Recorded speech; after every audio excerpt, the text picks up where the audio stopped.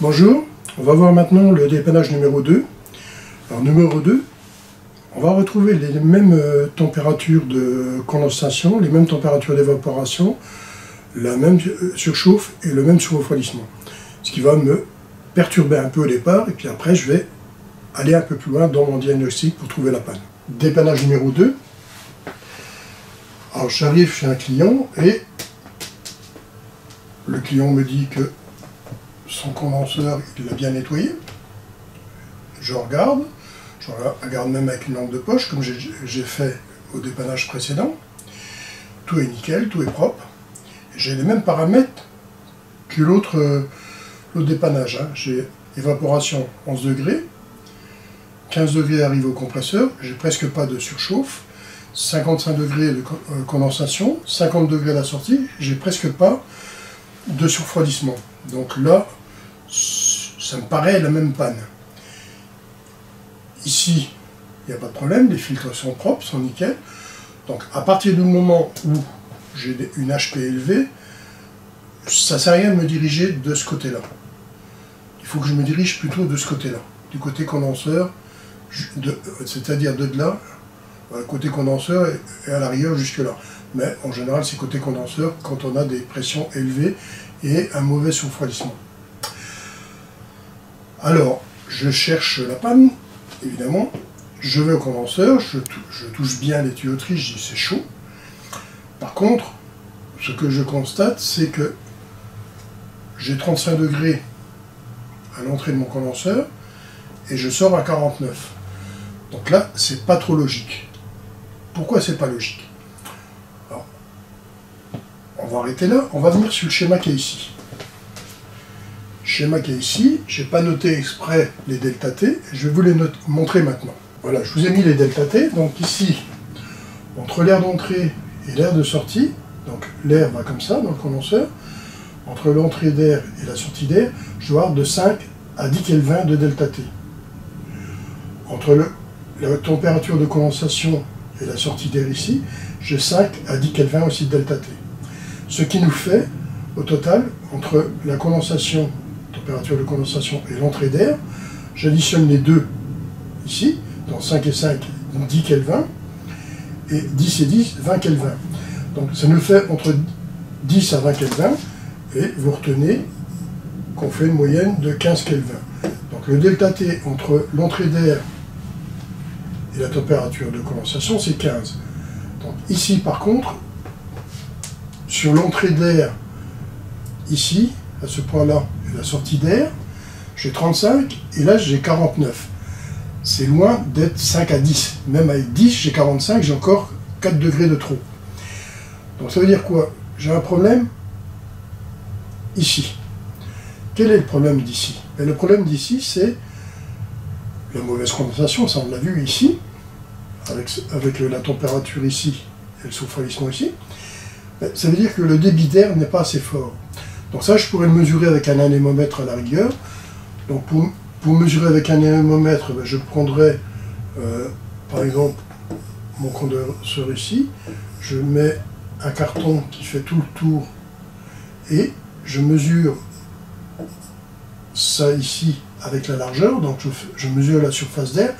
Donc si vous voulez, le condenseur vu de face, comme ça, moi je leur ai mis un carton tout le tour ici, qui va dépasser de ça.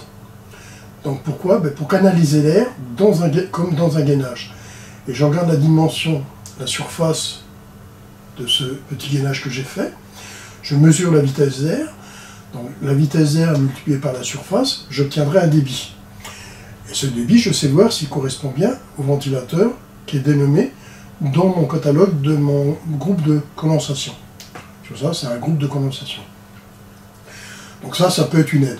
Mais en aide rapide, moi je vois bien que de là à là, j'ai un problème d'air. Alors pourquoi la température monte quand j'ai un débit d'air qui est faible? Tout simplement, l'air, au lieu de passer comme ça, l'air va passer comme ça. Et comme elle passe comme ça, elle se rapproche très proche de ça. Pourquoi? Parce qu'elle a le temps l'air a le temps de se réchauffer. Donc si elle passe comme ça, elle se réchauffera de 5 à 10 degrés. Mais en passant tout doucement, l'air se réchauffe, se réchauffe, se réchauffe, se réchauffe, et elle arrive à des températures très élevées. Alors, ce qui veut dire qu'on a un très mauvais échange. Alors, en regardant bien le ventilateur, je regarde le ventilateur en face, ah oui, je vois bien que le ventilateur, il ne tourne pas à sa vitesse normale. On le voit à vue d'œil qu'il a des dératés ou il tourne tout doucement, il ne tourne pas à la vitesse qu'il devrait tourner. Alors, ces ventilateurs-là, moi personnellement, j'ai déjà fait le test, et je vous dis, ça ne sert à rien. J'ai déjà fait le test de mettre du dégrippant et dire voilà, bon, ça va aller.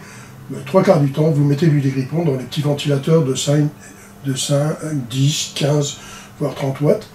Ben, vous mettez du dégrippant, vous êtes obligé de revenir après parce que le ventilateur va cramer. Alors, il est mieux.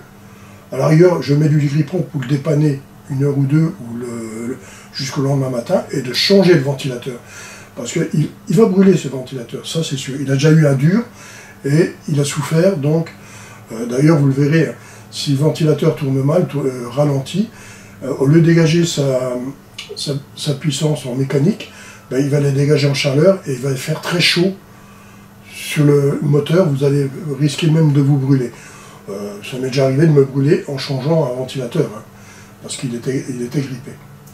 Donc ça, c'est une des pannes qu'on rencontre régulièrement avec le temps et avec les crasses qu'il y a et qu'on ne nettoie pas régulièrement.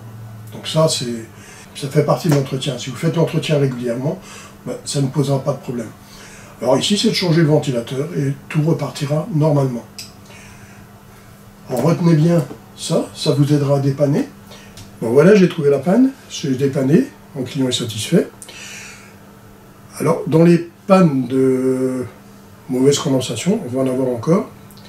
Je vais essayer de les faire tous une par une, comme ça on va faire zone par zone. Et vous verrez que c'est pas si simple de trouver les pannes. Bon, bien sûr, ça dépend de ce qui a été fait avant et ça dépend de ce que le client fait. Alors, en dépannage, il faut retenir une chose, c'est qu'il ne faut toujours pas prendre tout à la lettre de ce que le client vous dit. Il y en a certains qui connaissent bien, il n'y a pas trop de problème, mais il y en a énormément qui vont vous aiguiller et vont vous diriger sur une mauvaise panne. Et vous allez perdre votre temps. Donc essayez de dire oui, oui au client. C'est pas par manque de respect. Hein. C'est parce que mon client n'est pas un frigoriste et c'est pas toujours diagnostiquer une panne. Donc, il y en a certains que vous connaissez qui sauront vous le dire. Mais non, la plupart du temps, non. Ok ? Allez, à bientôt.